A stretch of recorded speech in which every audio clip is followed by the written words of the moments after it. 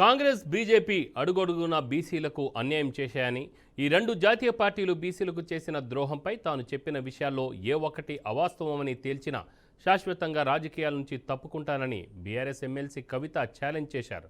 దేశంలో బీసీలకు ఎవరైనా న్యాయం చేశారా అంటే ఇది కేవలం ప్రాంతీయ పార్టీలు మాత్రమేనన్నారు.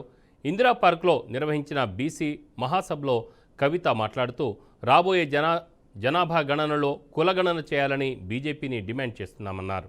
42% రిజర్వేషన్లు ఇచ్చిన తర్వాతే స్థానిక సంస్థల ఎన్నికలకు పోతామని కాంగ్రెస్ హామీ ఇచ్చిందని, కర్ణాటక, బీహార్, మహారాష్ట్రలో ఫెయిల్యూర్ స్టోరీ తెలియకుండానే హామీ ఇచ్చారా అని ప్రశ్నించారు. బీసీల లెక్కలపై ఒక కమిషన్ వేస్తే మరో కమిషన్ రిపోర్ట్ ఇస్తున్నదని, ఇది రేపు కోర్టుల్లో నిలుస్తుందా అని అన్నారు. ఈ కుట్రపై కాంగ్రెస్ జవాబు చెప్పాల్సిందేనని పేర్కొన్నారు. ఏమని హామీ ఇచ్చింది? 42% మేము రిజర్వేషన్ చేసినాకనే ఎన్నికలకు పోతామన్నారు. మీరు 42% లోకల్ బాడీలో రిజర్వేషన్ ఇవ్వాలంటే అధికారంలోకి వచ్చిన నెల లోపలనే బీసీ డెడికేటెడ్ కమిషన్ వేయాల్సింది. వేయలేదు మీరు. మేము గుర్తు చేసినాం.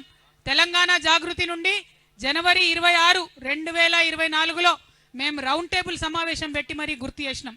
మీరు ఇస్తామన్నారు, మీరు డెడికేటెడ్ కమిషన్ వేయండి, మీరు ఇస్తామన్నారు, ప్రక్రియ ప్రారంభించండి అని. కానీ చేయలేదు.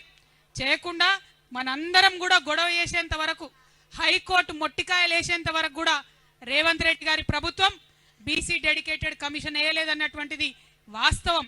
ఇప్పుడు వేసిండ్రు, 2 నెలలైంది బీసీ డెడికేటెడ్ కమిషన్. కానీ ఈ లోపల ఏం చేసిండ్రు? లెక్కలు ఇంకో కమిషన్ పెడుతున్నది. అంటే ఇందులో కుట్ర ఏముంది? లెక్కలు ఒక కమిషన్ పెడుతున్నది, రిపోర్ట్ ఇంకో కమిషన్ ఇస్తున్నది. రేపు పొద్దున ఇది నిలబడుతుంది ఆ కోర్టుల. రేవంత్ రెడ్డి గారి ప్రభుత్వం నడుస్తూ ఉన్నది. ఈ ప్రభుత్వం మనకు హామీ ఇచ్చింది. ఏమని హామీ ఇచ్చింది?